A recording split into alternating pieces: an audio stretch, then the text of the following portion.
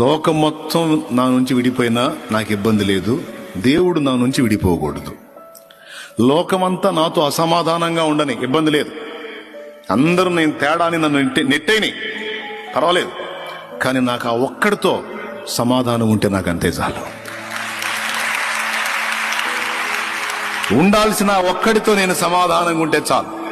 ఆయనకి నాకు చెడకూడదు, ఆయన నేను దూరం కాకూడదు.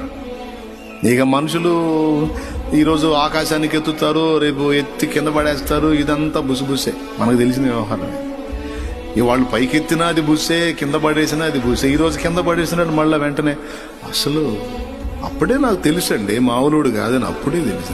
అప్పటిదాకా వెదవంత.